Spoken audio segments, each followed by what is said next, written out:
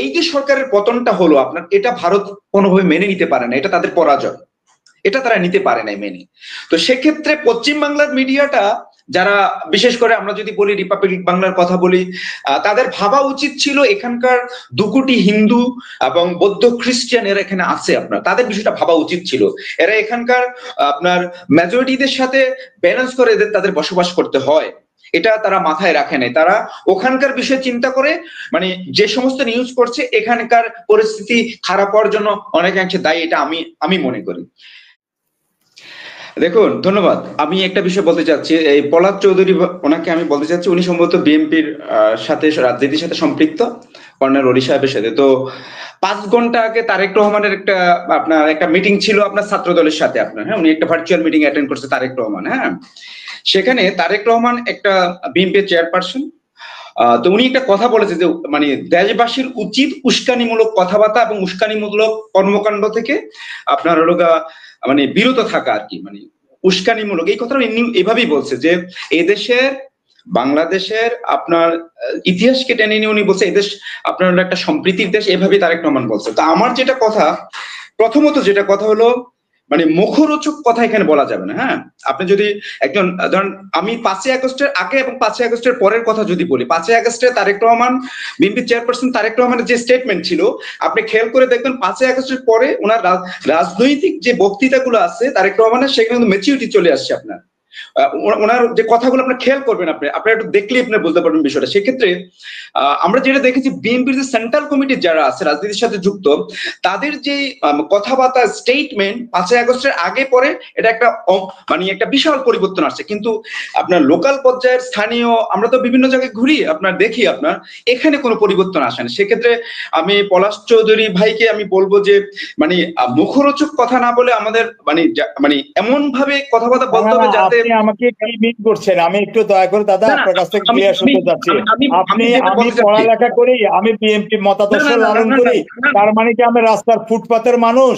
আপনি তারেক রহমান সাহেবের বক্তব্য আমাকে শোনাতে হবে না? আমি চাচ্ছি পরে এক্সকিউজ মি, আমি আপনার সাথে বিনয়ের সাথে আমি আপনার সাথে তর্ক করছি না, আমি আপনার সাথে চৌধুরী দিচ্ছি। আমাকে একটা কথাটা আপনার সাথে শেয়ার করি না, হাসিনা আপু একটু শেয়ার করে দিই। আপনি কি মনে করেন যদি আমি বিএনপির রাজনীতিকে পর্যবেক্ষণ করে থাকি আমার ক্ষুদ্র মেধা দিয়ে, আমি তারেক রহমান সাহেবের বক্তব্য শুনছি না? আমি এটা সর্বস্তরে সকল নেতার জন্যই আমি বলেছি যে তারেক রহমান সাহেবের একটা স্ট্যান্ডার্ড থেকে উনি বলছেন, আপনি ওখানে উত্তেজনায় পা দিতে না করছেন। এটা তো আমিও তো বলি নাই যে আপনি গিয়া এখন ভারতে বোমা মেরে দেন। আমি শুধু বলেছি ভারতের এই অ্যাক্টিভিটিস গুলো বুমেরাং হবে। আমি এখানে উত্তেজনা তৈরি করিনি, আমি বলি নাই যে এখানে আমরা আক্রমণ করবো মন্দির, আমি বলছি ভারতের বুমেরাং হবে। চন্দ্র, আপনার কাছে কোনটা উত্তেজনামূলক মনে হচ্ছে? আমি যেটা বলতে চাচ্ছি, আমি এই মুহূর্তের কথাটা বলছি, আপনি 5ই আগস্টের পূর্বে এবং 5ই আগস্টের পরে, মানে যারা দায়িত্বশীল রাজনীতিবিদ তাদের উচিত দায়িত্বশীল আচরণ করা, এক। আর 2 নম্বর বিষয় হলো, এটা হলো প্রত্যেকটা রাজনৈতিক দলের এখন, আমার মনে হয় আর কি, এটা আমার ব্যক্তিগত অ্যানালাইস থেকে বলছি, সেটা হলো দেশে দীর্ঘদিন যে রাজনীতির একটা প্র্যাকটিস এদেশে হয়ে আসছিল গত 15-16 বছর, সেটার একটা পরিবর্তন দরকার। দ্রুত দেশে নির্বাচন দরকার, একটা ডেমোক্রেটিক দল দেশে ক্ষমতায় আসুক, দেশের পরিস্থিতিটা ডেভেলপ হোক, আমরা এটা চাচ্ছি। এটা হলো, আমি চলে গেলাম, এবার আসলাম ভারতের যে মিডিয়ার যে বিষয়টা, আপনার যেটা ওখানে, তো ভারতের মিডিয়া, হ্যাঁ, পশ্চিমবাংলার যে মিডিয়াগুলো আপনার অতিরঞ্জিত করছে, আপনার অতিরঞ্জিত ভাবে আপনার, হ্যাঁ, তারা যে ফোকাস করছে, এটা মনে হয় না যে মিডিয়াতে যদি এরকম বলে, অতিরঞ্জিত করে বলে, তাহলে সেটাকে আপনার উস্কানি মনে হয় না? যে না, আমি বলছি তো, মানে আমার লেট মি ফিনিশ। আমি যেটা বলতে চাচ্ছি যে 5ই আগস্টের পরে এখানে সবাই মোটামুটি, আপনারা সবাই বলছেন, মানে সবাই না, এদেশের আপনার ধরেন 90 থেকে 85 থেকে 90% পিপল ভাবে গত 15 বছরের সরকার আমলে যে সরকার ছিল, এটা আপনার ব্যাকআপ বাই ইন্ডিয়া, হ্যাঁ, এই সরকার। তো সেক্ষেত্রে এই যে সরকারের পতনটা হলো আপনার, এটা ভারত কোনোভাবে মেনে নিতে পারে না, এটা তাদের পরাজয়, এটা তারা নিতে পারে নাই মেনে। তো সেক্ষেত্রে পশ্চিম বাংলার মিডিয়াটা যারা, বিশেষ করে আমরা যদি বলি রিপাবলিক বাংলার কথা বলি, তাদের ভাবা উচিত ছিল এখানকার 2 কোটি হিন্দু এবং বৌদ্ধ খ্রিস্টান এরা এখানে আছে, আপনার তাদের বিষয়টা ভাবা উচিত ছিল। এরা এখানকার আপনার মেজরিটিদের সাথে ব্যালেন্স করে এদের তাদের বসবাস করতে হয়, এটা তারা মাথায় রাখে নাই। তারা ওখানকার বিষয়ে চিন্তা করে, মানে যে সমস্ত নিউজ করছে এখানকার পরিস্থিতি খারাপ হওয়ার জন্য অনেকাংশে দায়ী, এটা আমি মনে করি। এবং আরেকটা বিষয় হলো 5ই আগস্টের আগে এবং 5ই আগস্টের পরের বিষয়টা যদি বলি, আমরা একটা বই লিখছি আপনার, গত প্রায় আপনার যদি বলি আপনার 4 বছরের ধরেন আমরা শুধু রিসার্চ করছি আপনার। এটা বইটার নাম হচ্ছে দ্য ব্লাডি অটাম। 1971 থেকে আপনার 2024 এর আপনার জুলাই, মানে হাসিনার পতনের অবধি, মানে হাসিনা যেদিন পতন হলো তার আগ পর্যন্ত জুলাই, তাহলে আমরা জুলাইয়ের 31 পর্যন্ত আমরা যদি বলি, এই সময়টাতে বাংলাদেশের মাইনরিটি পারসিকিউশনের আপনার কি পরিমাণে কিভাবে হয়েছে আপনার, হ্যাঁ কি পরিমাণে হয়েছে সেটা নিয়ে আমরা একটা বই আপনার অলরেডি লিখে ফেলছি আপনার। তো আমরা হয়তো আশা করি ভেরি সুন পাবলিশ করবো গত 15-16 বছরে কিভাবে মাইনরিটি পারসিকিউশন হয়েছে।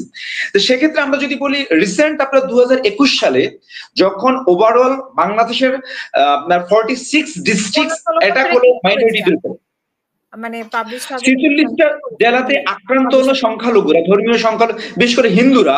সেখানে ইন্ডিয়ার আইসিসিআর এর যে আপনার চেয়ারম্যান ছিলেন, উনি একটা স্টেটমেন্ট দিয়েছিলেন যে এই দেশে যে এই হামলাটা হয়েছে সংখ্যালঘুদের উপরে, এই হামলার কারণে এটা একটা বিচ্ছিন্ন ঘটনা, এর জন্য এই দেশের সরকারের সাথে বা বাংলাদেশের সাথে তার ভারতের সম্পর্ক খারাপ হবে না, এই কথা ওনারা বলছেন আপনার। হ্যাঁ, তো আমরা যদি 5ই আগস্টের পরে যাই আপনার, 5ই আগস্টের পরে তাদের কনসার্ন ছিল, তারা অতিমাত্রা আপনার তারা খুবই আপনার কি বলে আপনার খুব চিন্তিত হয়ে পড়ছে যে তাদের নিরাপত্তা, এখানকার সংখ্যালঘুর এই বিষয়টা নিয়ে।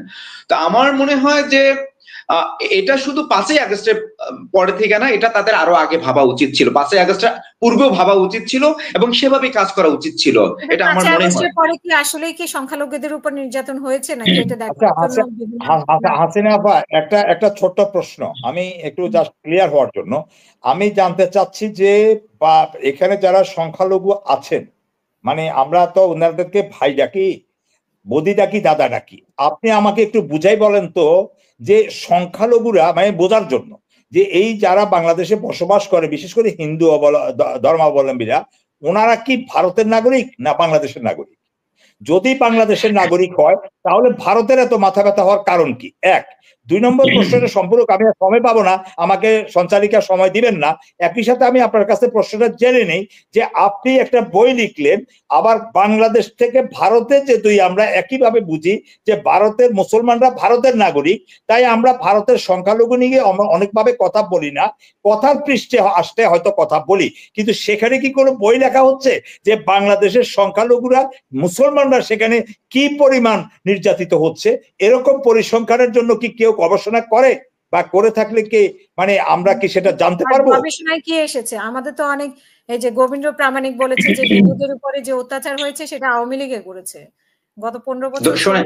আপনার গবেষণা পলাশ ভাই একটা কথা বলি শোনেন, 2001 থেকে 2006 সাল পর্যন্ত আপনার যে মাইনরিটি পারসিকিউশন হয়েছিল আপনার, হ্যাঁ সেটা হলো ওই সময় আমাদের যে আপনার শাহরিয়ার কবির, মুনতাসির মামুন, তারপরে আমরা আমিনুল ইসলাম স্যার ছিলেন, আমাদের হাইকোর্টের আপনার অ্যাডভোকেট ছিলেন, ওনারা প্রচুর পরিমাণে বই আপনার লিখেছিল আপনার, হ্যাঁ আপনার 2001 থেকে 6 লেখে এরা গ্লোবাল সেল করছে যে এই দেশে মাইনরিটি পারসিকিউশন হচ্ছে, 2001 থেকে 6 মাইনরিটি পারসিকিউশন হচ্ছে, সেইভাবে নির্যাতন হয়েছে আপনার প্রচুর পরিমাণে, প্রথম খণ্ড, দ্বিতীয় খণ্ড, চতুর্থ খণ্ড, এবার প্রচুর বই লেখে আপনার করছে। এবং এটা সেল করে কিন্তু তারা 2009 সালে আমলি ক্ষমতায় আসছে আপনার, এটা বিশ্বকে তারা এটা করতে আপনার বুঝাইতে পারছে যে এই দেশে মাইনরিটি পারসিকিউশন হয় আপনার, এটা করছে কিন্তু আপনার। হ্যাঁ, কিন্তু দুঃখের বিষয় হলো আমরা দেখলাম যে 2009 সালে যখন আওয়ামী লীগ ক্ষমতায় আসে, কিন্তু 2024 সাল পর্যন্ত ঐক্য পরিষদ, পুনর্জীবন পরিষদ, আপনার ঘাতক দালাল নির্মূল কমিটির শাহরিয়ার কবির বা আরো যারা আছেন তারা কিন্তু আওয়ামী লীগ কোনো বই কিন্তু লেখে নেই আপনার মাইনরিটি পারসিকিউশন নিয়ে আপনার। এটা একটা বিষয় আপনার ভাবতে হবে, এদেশের মাইনরিটিদেরকে নিয়ে আপনার ধরেন যদি বেসিক্যালি আমি বলতে যাই, আওয়ামী লীগ আপনার অনেক বড় ট্রাম্প কার্ড ব্যবহার করছে, ট্রাম্প কার্ড হিসেবে ব্যবহার করছে এবং তারা সফল হয়েছে আপনার। এবং এদেশের হিন্দুদের, তারাই তো হিন্দুদের উপরে নির্যাতন করে 5ই আগস্ট করেছে আপনার আওয়ামী লীগের প্রচুর পরিমাণ পারসিকিউশন আপনার 1990-92 সালে যেটা লিখেছেন এটা তো কোরআন শরীফ না, বেদ বাক্য না। তো সেখানে আমরা তো কোরআন শরীফ বেদবাক্যের কথা বলছি না, আমরা তো কোরআন শরীফ বেদবাক্যের কথা বলছি না। তাহলে ওই বইটা এত বড় রেফারেন্স, আমার কাছে তো পরিসংখ্যান আছে গত 15 বছরে আওয়ামী লীগকে বাংলাদেশে আওয়ামী লীগ দ্বারা নির্যাতিত হয়ে হিন্দুরা এখান থেকে চলে গেছে, এটার পরিসংখ্যান বেশি। আমি আপনাকে চ্যালেঞ্জ করলাম, একটু সময় নিলে হয়তো আমি আপনাকে গুগল থেকে বাইর করে দিতে পারবো। না না, আপনি চ্যালেঞ্জ কার সাথে করবেন? আমরা তো এটা স্বীকার করছি আপনার, আমাদের সাথে চ্যালেঞ্জ করার দরকার নেই। আওয়ামী লীগের সময় যে পারসিকিউশন সেটা ভারতের কনসার্নটা থাকে না কেন? তখন ভারতের কনসার্ন থাকে না কেন? বিশ্বজিতের জন্য কনসার্ন থাকে না কেন? তো ওই যে শিলা দাসের জন্য কনসার্ন থাকে না কেন? আমি ওই জায়গাটাই ব্যাপারটা বলতে চাচ্ছিলাম যে ওই জায়গাতে চিন্ময় দাসকে গ্রেফতার করা হলো, এমন আপনি বলছেন 5 তারিখ এর পর থেকে এবং আগের পর থেকে, আমি ওই পর্যন্ত নাই বা গেলাম, বিগত 48 বা 72 ঘন্টায় বাংলাদেশে কি এমন ঘটনা ঘটেছে যে বাংলাদেশের উপ হাই কমিশনার ভেঙে দিতে হবে, বাংলাদেশের শান্তি রক্ষা মানে জাতিসংঘ থেকে শান্তি রক্ষা মিশন পাঠাতে হবে, বাংলাদেশে কি এমন ঘটনা ঘটেছে বর্ডার দিয়ে মানুষ যুক্ত হবে। আমি জাস্ট আপনাকে 48 ঘন্টা 72 ঘন্টায় বাংলাদেশ আর ভারতের কি সম্পর্ক অবনতি ঘটেছে, একজন চিন্ময়কে রাষ্ট্রদ্রোহিতার সুনির্দিষ্ট অভিযোগে গ্রেফতার ছাড়া। না, বিষয় সেটা না। আপনার তাদের যে হাই কমিশন বাংলাদেশের ভাঙছে, এর পিছনে এখানকার উস্কানিমূলক স্টেটমেন্ট দায়ী, এখানকার অ্যাক্টিভিটিসও দায়ী, দুই পক্ষ দায়ী, উভয় পাবে। আপনি হয়তো বা জানেন না, অথবা দেখেন না, আপনি অলরেডি ক্ষমা চেয়েছেন যে এখানের আমাদের ঢাকা বিশ্ববিদ্যালয়ের কার্যনির্বাহী প্রথমে শুরু হয়েছে বুয়েট থেকে, তারপর ঢাকা বিশ্ববিদ্যালয় পটিয়ার একটা স্কুলে, এবং ডুয়েটের আপনার যাওয়ার, আপনার হলে যাওয়ার এবং হলো ক্যাম্পাসের ভিতরে আপনার আইনজীবী মেরে ফেললেন, আইনজীবী মেরে পড়ার পরের ঘটনা বলছেন আপনি, কোর্টে একজন আইনজীবীকে জমা করার পরের ঘটনা, এটা তার পরের ঘটনা। আরে এটা আজকে 2-3 দিন যাবত আপনি খবর নেন ভাই, খবর নিয়ে তারপরে আপনি বলেন। আমি বলতে পারি 2-3 দিন যাবত আপনি আমাকে করছেন, আমি কি আদর করব? বাংলাদেশের মানুষকে কি করবে? আরে ভাই না না, আদরের বিষয় না তো এখানে। আপনি ধরেন, আমি আপনাকে একটা বিষয় আমি আবার আপনি কুপিয়ে হত্যা করলেন কোথায়? চিটাগং আদালতের ভিতরে। সেখান থেকে সেন্টিমেন্টাল হয়ে হয়তো আমাদের কিছু লোক অতি আবেগে কিছু করেছে, পতাকা করেছে, এটা কি আমার দূতাবাস ভাঙার মতো? এটার জন্য কি আমার বাংলাদেশে ঘেরাও করার জন্য ভারতে পেট্রাপোল বর্ডার দিয়ে ঢুকার মতো অবস্থা তৈরি করে? এটা আপনার অ্যানালাইসিস কি বলে? আমি জাস্ট আপনার দৃষ্টিভঙ্গিটা বুঝতে চাচ্ছি, এটা কি এমন একটা পর্যায়ে চলে গেল? আপনি তো কথা বলতে দিচ্ছেন না, প্রশ্ন তো দুই রকম হয়ে গেছে আপনার। হ্যাঁ, দুইজন না, বলেন।